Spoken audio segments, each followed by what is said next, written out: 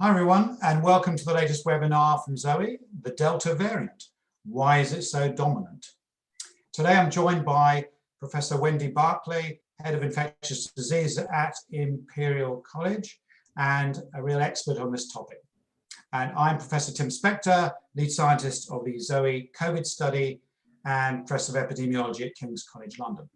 So thanks to everyone who submitted all those questions, and we're looking forward to getting some answers and discussing this Delta variant, highly transmissible strain of the SARS-CoV-2 virus, which was first identified in India in December and then rapidly spread across the UK, as we all know, and led to a really big rise in infections. So in this webinar, we're going to be talking about how it is that it's now the dominant strain in the UK, why it is, how effective vaccines are against it, and what we can do going forward, and what we can really learn, and also in a way what other countries can also learn from us, because we're very much ahead of the curve. And I think this is one of the big lessons of the pandemic for me, is really looking at what's happening around the world to try and improve our reactions to things. So the first area we're going to go into is an introduction to Delta. Why there's so much of it. And Wendy, you're an expert in respiratory viruses, and I know you've been looking into this before even most people knew it existed. What, in simple terms, is the Delta variant? Yeah, so ever since SARS-CoV-2 emerged in 2019 from an animal source, the virus has been evolving. It's a virus which was not present in humans before that time, and almost certainly was not a perfect human virus when it first crossed from one species into us. And that's not at all surprising. That's exactly what you expect to see from any zoonotic virus. A zoonotic virus is a virus that's come from animals and come into humans. And of course, these viruses are highly mutable. They replicate to very high numbers. They make mistakes when they replicate, and then evolution, natural selection acts on them, and the fittest virus wins. So this massive amount of mutation and evolution has been going on all around the world, and the virus has gradually transitioned from the emerging Wuhan-like virus through a series of viruses which existed in the summer of 2020. In different parts of the world, different variants of the virus began to emerge. It's a bit like the branches of a tree. It all stemmed from the first place, but then gradually the virus variants kind of took off in different geographical areas, and then sort of the different variants of those variants then became the branches and the twigs and the leaves, if you like.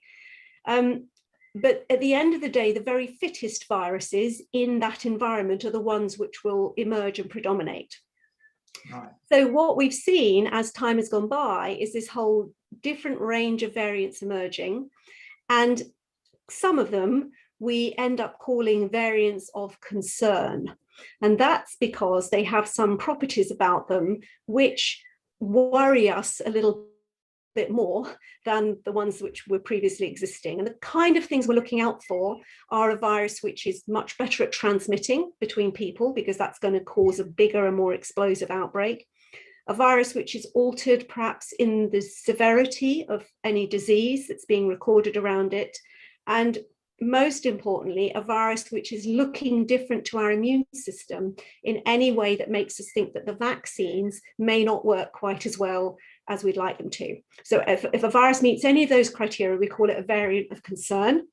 And Delta is indeed a variant of concern. It's the fourth named one. We have Alpha, Beta, Gamma, Delta now. The World Health Organization decided to name them after Greek alphabet letters so that any one part of the world was not kind of accused, if you like, of being the origin of a nasty virus. So this Delta is the fourth one, and it is the most recent emerged variant of concern. That's great, and it ticks all the boxes, doesn't it, of the ones that you mentioned, and so that's particularly worrying. But how successful has it been? So have you an idea of how much it's taken over the UK? Yeah, I mean, so Delta is really completely predominant in the UK. I mean, more than 90%, even just 4 weeks ago, more than 90% of the viruses in the UK were Delta. Prior to that, our biggest virus population was Alpha. That was the first of the named variants of concern. And that one we do believe originated in the UK and spread widely from us to other parts of the world. There are parts of the world where Alpha is still predominant. But what we're seeing is very rapidly Delta is spreading across the world and is predominant in many, many countries now. Yeah, I think I heard some figure of 97% in the UK, which wouldn't surprise you, I guess. Yeah. And does that mean that it likes something about the UK? Does it like our weather, or does it just like our nostrils, do you think? I think it likes humans. I mean, basically, Delta is probably more human adapted than Alpha and the earlier viruses were. Of course, the Delta variants, as you said, Tim, we believe originated in India. And we know that in sort of February and March time in India, these Delta variants, predominated there and really took off and spread. There were a number of different related viruses, actually, and the Delta, out of 3 related viruses in India at that time, was the winner. That then spread from India outwards to other countries. The UK is a travel hub. We have a dense population of people, and despite the fact that we've locked down, virus has continued to spread, particularly a virus which is rather good at transmitting between us. And it suggests that the weather isn't as major a factor as we thought it was back in the early last year, when everyone was saying, "Oh, fine, it's summer, everything's going to go away," well, and winter, it's all going to come back. So it seems to be more flexible about the weather, this new one. I don't know that the new one is. I think that in general, when new viruses emerge in humans, they often ignore the rules for a few years. You see this with influenza pandemics as well. Influenza is a winter seasonal virus, but actually when you have pandemics, you very often have your first or even your second wave in the spring or summertime. And so I think, these variants have not yet settled down and started behaving themselves as a human seasonal virus does. We expect in the fullness of time that it will. And the further variants, the next generation of SARS-CoV-2 variants will become seasonal endemic human viruses, but not yet. They're not there yet. Oh, that's something to look forward to then. So the Zoe app, which you know about, is telling us that there are about 33,000 estimated symptomatic cases in the UK. And as I said, 97% of those are likely to be Delta.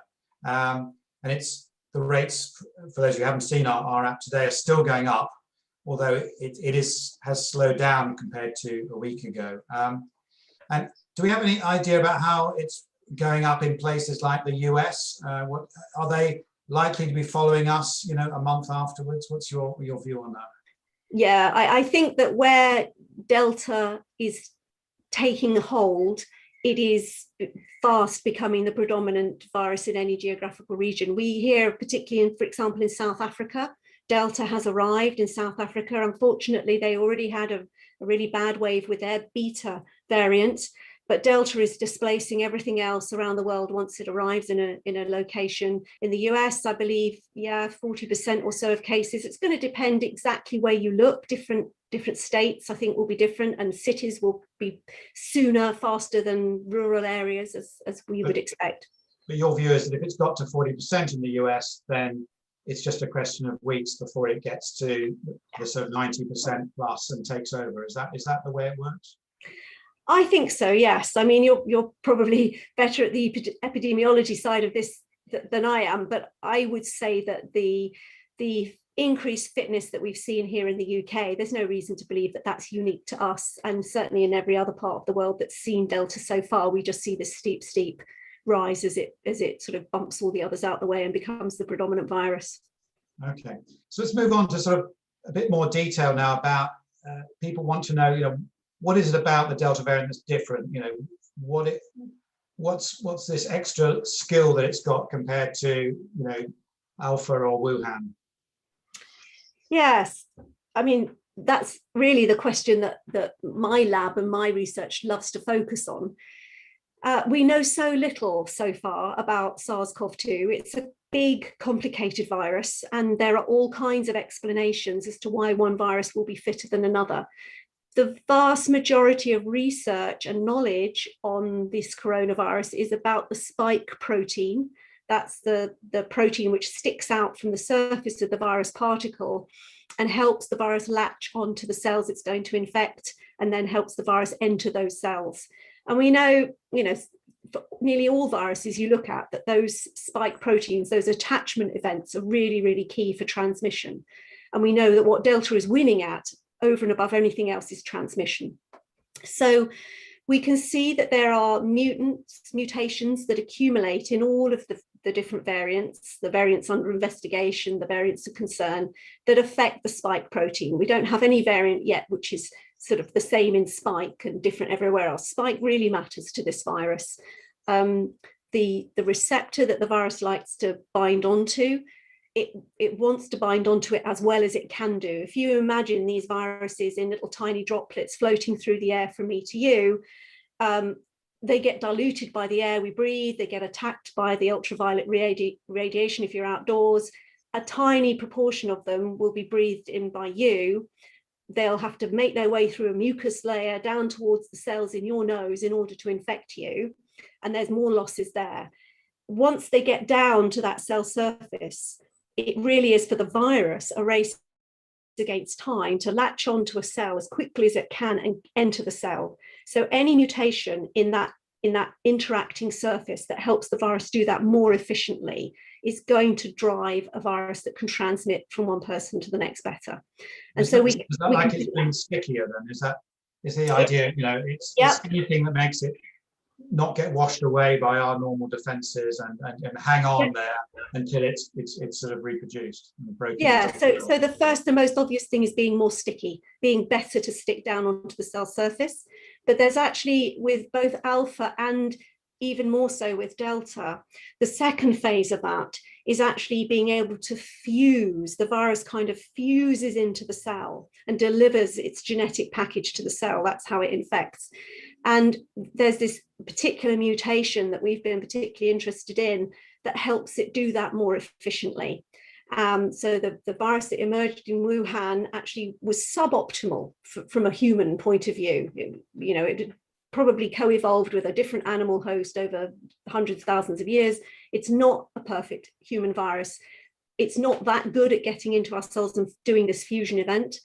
And then what we've seen with alpha is there's a particular mutation that made it a little bit better. And now with delta, there's a further mutation that makes it better still. So the virus is more sticky and then faster at fusing. And that double whammy, I think, is what's giving it the edge in transmission. Was there anything special about how it gets into our airways that was different to the previous ones? I've heard said that it's some special adaptation that it might have that not just generally sticky, but specifically sticky in the airways, the upper part of the lungs.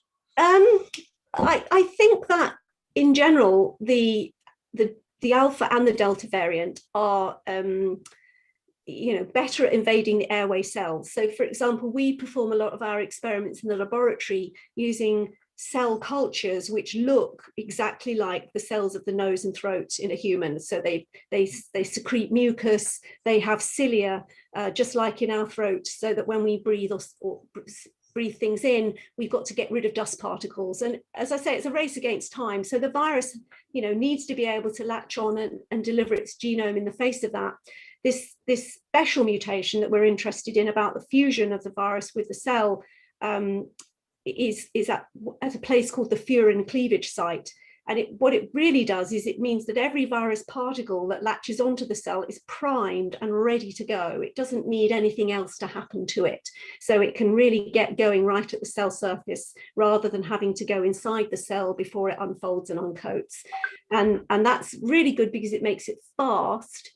Also, what it does is it allows the virus to escape one set of defenses that we have. We have a set of molecules which try and fight off viruses that are trying to invade our cells. But if the virus just gets in at the cell surface, actually it evades that sort of army of molecules that we've got, and everything works better from the virus's point of view.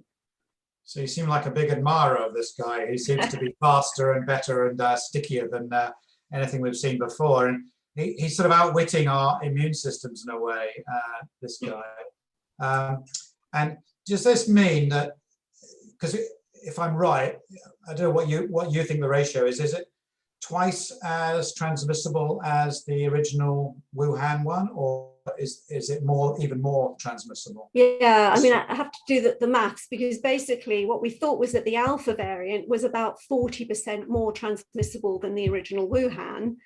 And then we think that the Delta is about 40 to 60% more transmissible than Alpha. So I guess by the time you've added all of that up, you're at about double the R number, if you like, in a previously naive population. And does that equate to needing less of it to cause an infection, or is it just mean that you get twice the success rate? I'm not quite sure how we equate that to, if you sneezed on me, does that mean that one particle which only had a small chance of infecting me with Wuhan is now really likely to infect me? Or is it about size of particles or amount? How does it work? Yeah, I think it's about what we call the infectious dose, which is exactly as you've just described. How much exposure do you actually need for the virus to successfully make it across that barrier between you and me and initiate infection? So we would reckon that the infectious dose that you need to be exposed to is probably less for Delta. And therefore, on average, if you're just sort of with somebody for less time, or over even a greater distance, the virus is still able to make it across. And you can kind of see that in the household studies. If you've got someone that comes into the household and they're infected, the chances of them, I mean, people haven't changed their behavior in the household really since Alpha versus Delta, but the chances of somebody passing on their Delta virus in a household is greater. So given the same exposure, it's more likely that the person is going to get infected. But will they get infected and pass it on before the dose gets really big? Because I think we saw in the early part of this pandemic that people who got the really big doses were the ones that were dying and going to hospital, etc. So, we were all hoping that this virus would evolve into something very transmissible but milder. But because each person is going to get relatively lower dose initially, how does it keep multiplying or not? That's what's happening. It's a good question. I mean, we don't necessarily know that you're getting a lower dose now. It could be that we're all getting the same dose. There's just more people getting that dose, and therefore, on average, the exposure is more successfully infecting a greater number of people. I mean, talking about dose and severity, you're quite right that we would normally expect that the higher exposure dose, the more difficult it is for the host's innate immune system to fight the virus, and therefore you'll be more overwhelmed, you'll be less able to control it, the virus is more likely to descend down from your nose towards your lungs, all of those things. So I think you're right, but I'm not really sure that transmission and exposure dose definitely go hand in hand quite in the same way that you're describing. And there are so many more things involved. I mean, in the first wave, of course, yes, there were healthcare workers, etc., unfortunately exposed to very high doses. In terms of other people who got very sick in the first wave, I think that's much more about their own immune systems not being very good at fighting back, particularly elderly people or people whose interferon system doesn't work very well, for example. That's one of the main barriers. So yeah, I think the reason I'm sort of caveating all of this is that although it's correct to say that we are seeing more people going to hospital if they catch the Delta variant, what we're also seeing is that at the moment there isn't any evidence that their outcome once they're in hospital is worse. And in fact, there's probably evidence that fewer people in hospital need to be going to intensive care or need extra oxygen. So there's an interesting balance. I mean, definitely, the group of people who are being infected now by this virus are quite a different group of people. It's quite hard to sort out, isn't it? Because when you look it up, you find lots of different views about whether it is more or less, severe, likely to be very severe or fatal. I would say the jury's out on that. Would you agree? Absolutely. Like we said, there's a lot of what we call confounders in that, because the people themselves, the age demographic, the type of people who are catching Delta is completely different. Really, Delta is now in young people. It's in people who haven't been vaccinated largely, and it's in people who are the people who we normally imagine are spreading viruses. So school-age children and university students and people of that kind of early 20s age group. In general, that group of people are healthier. And so overall, their outcome is going to be better, even though they're getting the same dose of virus. More of them are getting infected from that exposure dose. And as I say, once those people go to hospital, they have a better chance with medical care of then fighting back that next stage and not needing to go on to the more severe hospitalization stage in ICU. Yeah, let's move on to vaccines, because a lot of questions about, there's an anonymous question here from how effective are they against the Delta variant? What's really changed compared to the Wuhan or the Alpha, and sort of concerns that the Oxford AstraZeneca may be less effective than Pfizer for this one. So what's your view about that? Yeah. So I mean, what we can see from the data that is coming from Public Health England and Public Health Scotland is that the vaccines are still working really well, and equally well actually for Delta and Alpha, in keeping people protected from the severe end of the disease spectrum.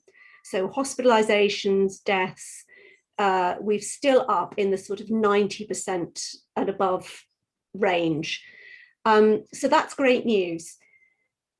What's not working quite so well, I would say, is protecting people from infection in the first place, i.e. cases, becoming a case, and that sort of symptomatic case.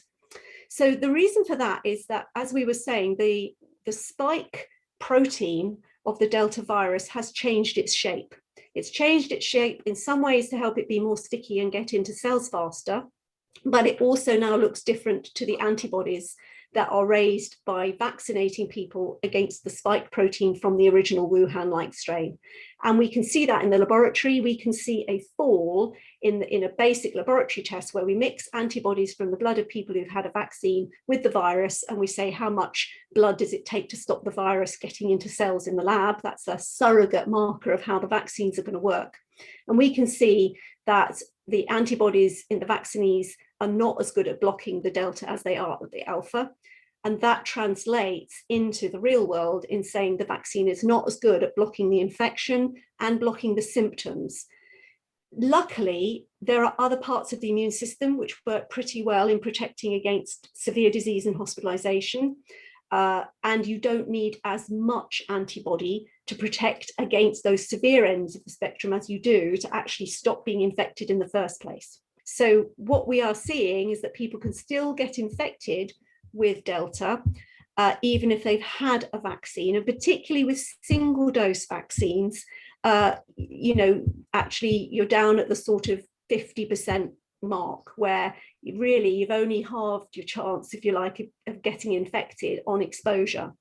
Yeah, and that's relative. And if you look into the Wuhan, the original one, you've got double the transmission rate, so you're actually back to square one, really, about where we were. So yeah, it's another lesson. If you've just had one vaccine, you really do need that second one, don't you? Absolutely. The second dose makes all the difference, both for blocking infections and transmissions, which is therefore you doing, if you like, your altruistic duty for the community to make sure you're not going to pass the virus on to other people. And then from your own point of view, double dose is really what you need to be protecting yourself against the severe end of the disease spectrum as well.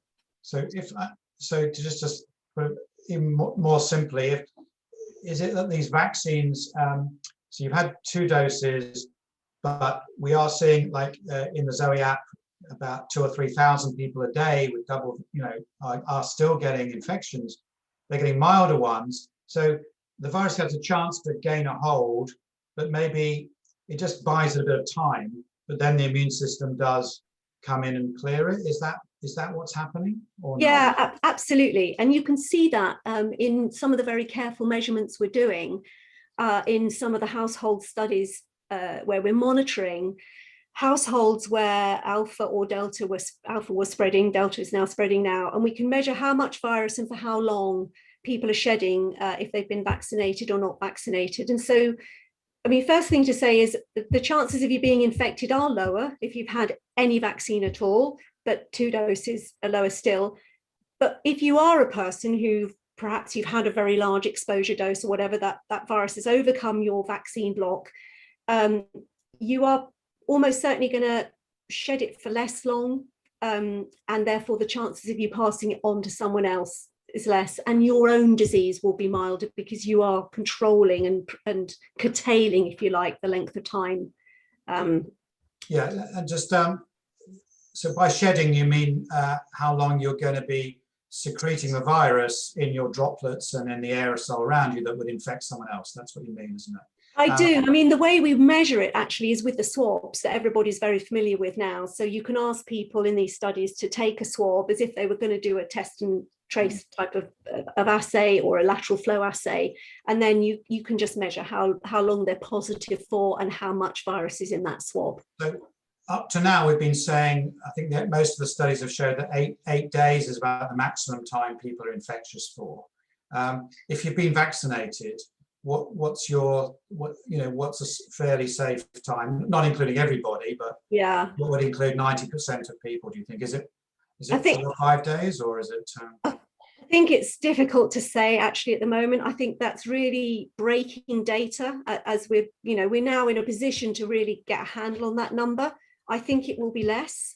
I think the chances of passing your virus on is less. You can see that from the experience we had with Alpha in vaccinated households, was that transmission was cut by about 50%. My prediction is that number will not look so rosy with Delta, but it still will be low. So you may below 8 days. You won't put a figure on it quite yet. It'd be less than 8 days, but it could still be 4 or 5, and that's again why people need to be careful, and you cannot assume because you've had 2 doses of vaccine that you couldn't be infected and that you might be a danger to others. Yeah. And do you think that anything about having the vaccine gives you different symptoms? We are seeing slightly different symptoms in people who've had vaccine, in the Zoe app compared to people who've not. More sneezing, more cold-like symptoms, less fever, less persistent cough, and these things. Is that just because it's affecting different parts of the body, or it's the immune reaction? Oh, I do not have a nice answer for you. I mean, I think your suggestions are good. Again, I've got no scientific data really to hone on that, but I think it's feasible. I mean, I think what's going on, if you sort of zoomed in with a microscope to the nose and the virus and the immune system all interplaying there, it's different in a vaccinated person. The vaccinated person has got their immune system primed and ready to go. So as soon as that virus tries to replicate in the nose, all these immune effector cells are going to be recruited. That's actually going to make you feel a little bit rotten, if I'm honest, because when a lot of the reason we feel ill when we have coughs and colds is because our immune system is coming in and in making chemicals that make us feel a bit lousy. They make us sneeze, they make us a little bit inflamed locally. But I can well imagine that the respiratory infection is being more contained in the respiratory tract, and therefore some of those more systemic symptoms like fever and general aches and pains could be fewer because of that, because you're kind of controlling and containing the infection more. Yeah, I think it's going to be increasingly difficult to tell these things apart, isn't it? Just as we move on from this, though, I think that the take-home message is that if you've been vaccinated and if you're young at the moment, hospital admissions and deaths are really pretty low compared to where they were. there's still this risk of long COVID that seems to be with the Delta, seems to still be, if you're unlucky enough to get infected with the vaccine, we are still seeing cases, between 1% and 4% of people who get infected. Do you think as we change variants, long COVID is going to change, or do you think that's just a sort of generic problem of all these variants? I think it's a generic problem associated with this virus, but I think the variants themselves are interacting differently with the body. So first of all, let me say that I suspect that long COVID is a spectrum of several different things. Some people are getting long COVID because the virus descended to their lungs. It did a lot of damage and killed some cells. And now as their lungs recover, they're finding it very difficult to breathe. Other people have got quite different long COVID symptoms, but we're calling this, the longer term consequence of having this respiratory viral infection are all being branded long COVID. So the different variants as they emerge are going to interact differently with our bodies. And also, as you've said, Tim, if you're unfortunate enough to be infected, even though you've been vaccinated, actually that's a different interaction between the virus infection and your body as well. So I think that there will be even more diversity, if you like, in the longer term outcomes of these infections as we accumulate more variants and we accumulate more heterogeneity in our own exposure. Some people have had COVID once and they're going to get it again. We've got examples of that. Some people have been vaccinated and they're going to get infected, and that's a different interplay as well. So yeah, wait and see. I don't expect you to have all the answers. I mean, you've got most of them, but not all of them. Yeah, it's going to be complicated. That's my answer to that one.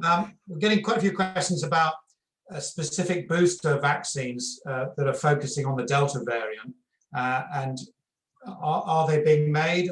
Are they in the next batch, do you think, or will by the time they're ready, will it be on the next variant? Yeah, I mean, so updating the vaccines to keep pace with variants is something that I'm very familiar with from my previous life, if you like, which was in the influenza field, where we sort of have this race against time every year to try and make an updated flu vaccine.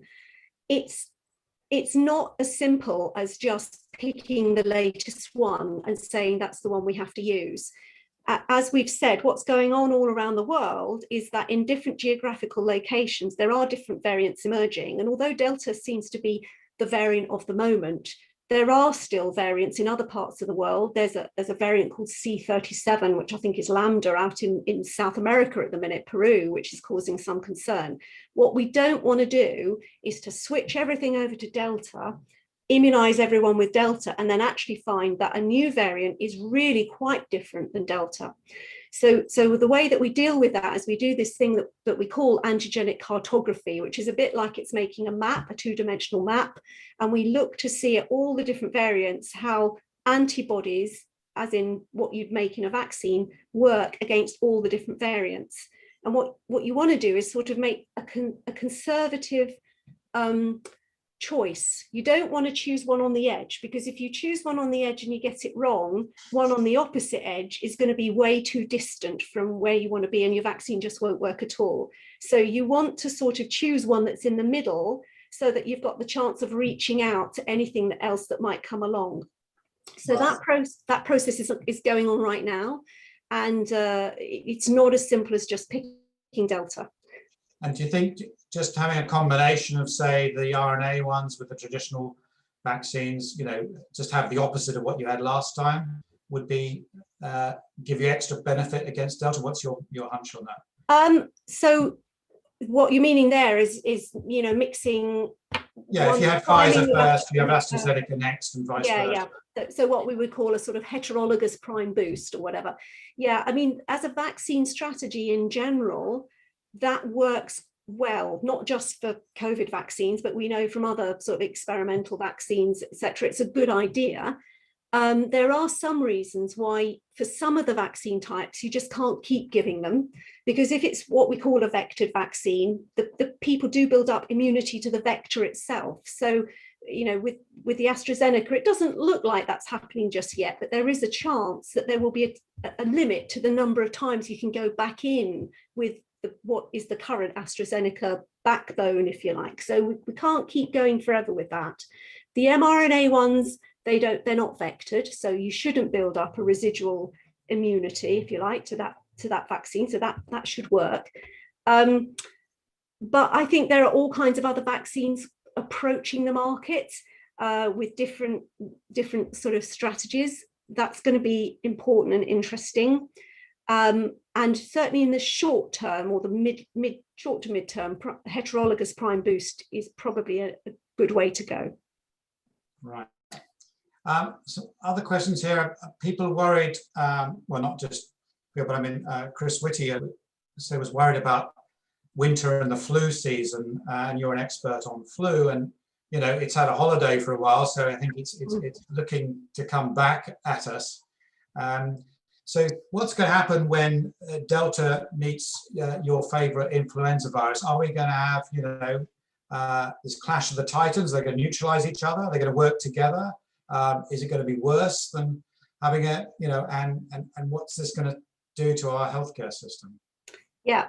So I think you can think of it in two ways. One is that if we do have a bad flu season, regardless of whether or not people are being co-infected or super infected, you know, we could have one bunch of people who are in hospital because they've got flu, or at the GP because they've got flu, and then another bunch of people who have got SARS-CoV-2, COVID, and that's going to double the burden. On top of all of that, if you've got co-circulation of SARS-CoV-2 and flu, we do have some evidence from the first wave, when there was still some flu around, that a double infection of the two viruses at the same time could be particularly bad. So the viruses unfortunately don't cancel each other out. It looks like they might add up to something worse. But doesn't that just mean there's susceptible people, though, that actually if you got influenza, you might be protected because your immune system would be boosted, therefore all your T cells are going, so you might be able to fight off COVID? Or is that just my optimism? Yeah, well, I think there might be some timings where that could happen, but you know that, so your antibodies and your T cells in general are really specific for one virus or the other. You have your innate immune system, where if you get infected with one virus and it switches on your sort of non-specific defense system, you may fight off the second virus a bit better. As I say, it's difficult to know, but in the few documented cases where people ended up in hospital with both viruses, they didn't, you know, they were pretty sick. So that's of a concern. The increased numbers are of a concern. And the bottom line for this one is get flu vaccine this year. If you are a person who normally should be having the flu vaccine, then protecting yourself against flu this year is more important than ever before.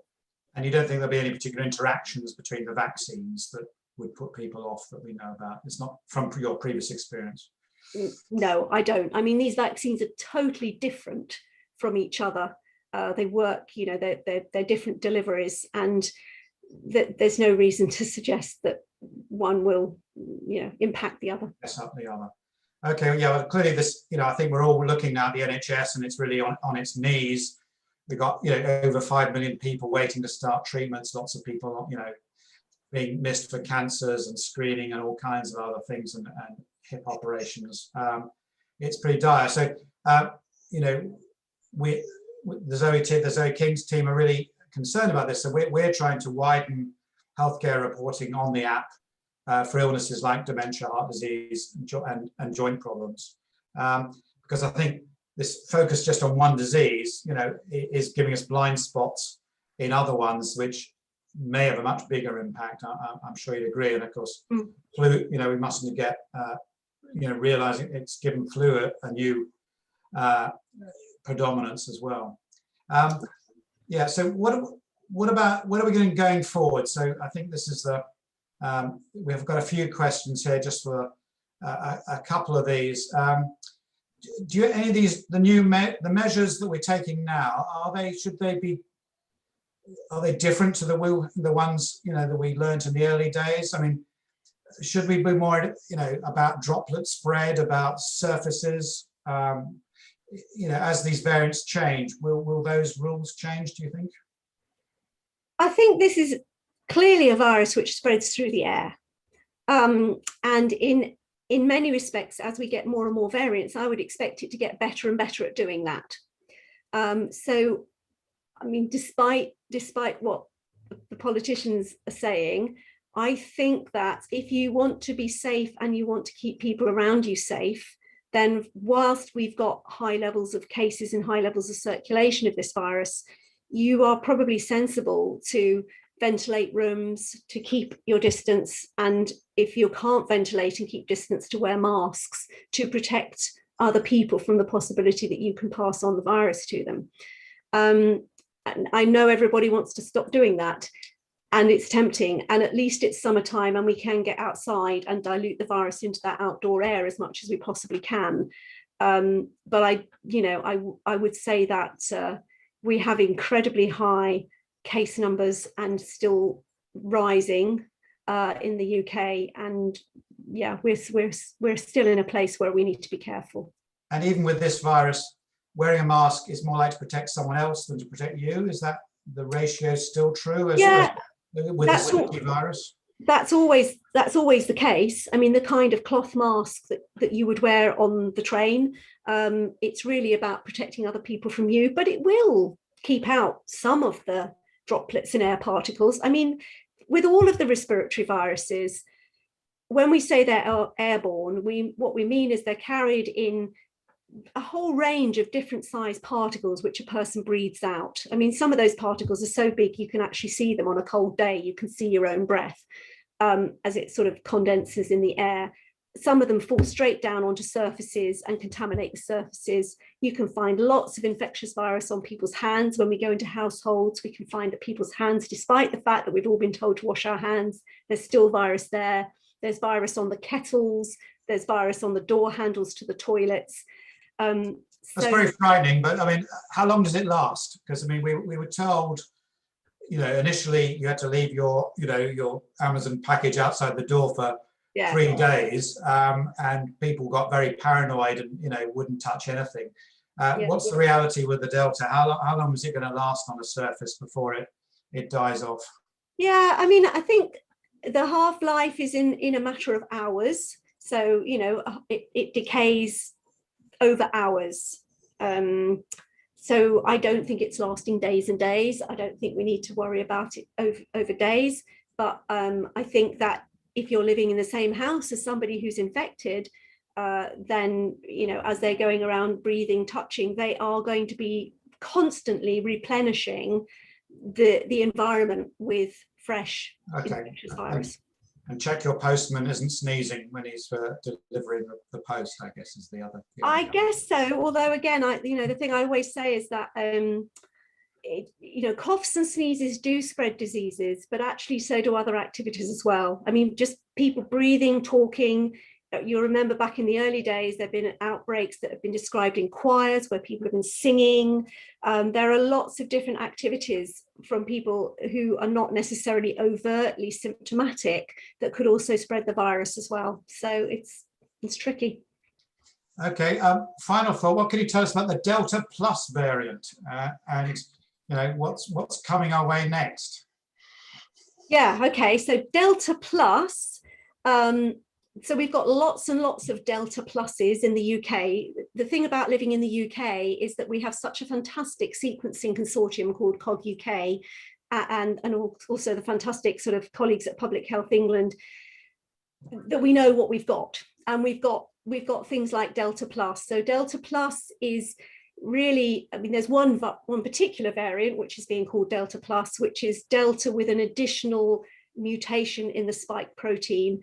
That became expanded, if you like, in parts of Asia, but we've definitely got some of that here. What happens when Delta virus replicates inside any one of us is that it kicks up mutations of itself, variants of itself, and what we call Delta Plus is Delta with an extra change in it. And we've got all kinds of those that we're looking at the moment to see, are they going to be even fitter? Are they going to be even better at evading the vaccines? Is there any one that we can see growing faster than any of the others? And interestingly, the Delta Plus is just like the alpha pluses that we had a few months ago don't actually seem to be all that much better than Delta itself, what we call vanilla Delta. It's like, you know, Delta is fit and strong. It's got a constellation of changes which make it a good virus. And a tweak here or there doesn't make a huge amount of difference. What concerns me more is that there are whole areas in the rest of the world where they don't have vaccines, and the virus is still circulating, and there's lots and lots of virus in people with no protection at all. And almost certainly there will be other variants with constellations of mutations emerging that can be, you know, the next Delta, the Kappa Zeta, whatever we're going to call it when we run out of Greek letters. So I think there will be more variants, but whether or not they will be Delta pluses or whether or not they'll be completely new letters of the alphabet, I don't know. Right. Okay. Well, I think let's finish on a sort of positive note about what people can do. So, tell me if I'm getting this wrong, but the antibodies you get from infection are different than those from a vaccine, and I think in general they don't last as long. There's a bit of variability. Do you agree with that? Yeah. In general, we can see some infection antibodies waning. But you know, in general, are they quite similar? They're quite similar, are they? Well, I mean that if you've still got antibodies from your infection, then you're almost certainly protected. If you haven't got antibodies from your protection, at least your immune system is primed, and you're not what we call completely naive. So the chances of getting seriously ill the second time around, I think, are less. So people who've been infected and recovered are not badly off. What we have seen is that people who were infected early on and then have been vaccinated, those are the people with the super high antibodies. They're really, really well protected because their immune system was primed, and then the vaccine came along and gave them this sort of extra fantastic boost. So even if you've been infected before, it's a great idea to get a vaccine, because that, you know, in some ways you'll then be the top of the tree, if you like, in terms of your immunity. Well, that'll cheer them up. People have been infected before and the vaccine. Yeah. So that's some good news. And the vaccine is the best protection against Delta and future variants. So do book in for both of your vaccines, because that first one at the moment is not nearly as good as it used to be, and we do need both of them. Yeah. The other thing from the app is to look out for cold-like symptoms. These are what you get after the vaccine, and if you're young with the disease at the moment, and do get a lateral flow test, and don't breathe on anybody until your symptoms have got better. Any other final tips, Wendy? No, not really. I mean, I think, as I've said, you know, we're nearly there at the point of total social release. But, you know, despite whatever the rules say and the politicians say, I think there is a level of social responsibility, particularly if you live or work with vulnerable people. You know, just keep your distance, go outside in the summer, open all the windows. You know, we can ride this wave out, I hope, if we act socially and responsibly. That's a fantastic note to finish on. So thanks to Wendy for joining me today, and thanks to everyone who joined us, and those are great questions, and those particularly who log with us, the 1 million people that pretty much log every day and give us all this amazing data. The Zoe COVID study is still an essential tool used by the government to track the pandemic. Please keep logging on the app and sharing with friends and family. We haven't finished this battle yet. There's plenty more surprises on the road. We'll be sharing useful links for anyone who wants to know about these things, as we move forward. Remember, do subscribe on YouTube and Facebook and all our updates. And thank you for listening and your great questions. So stay safe and keep logging. Thank you.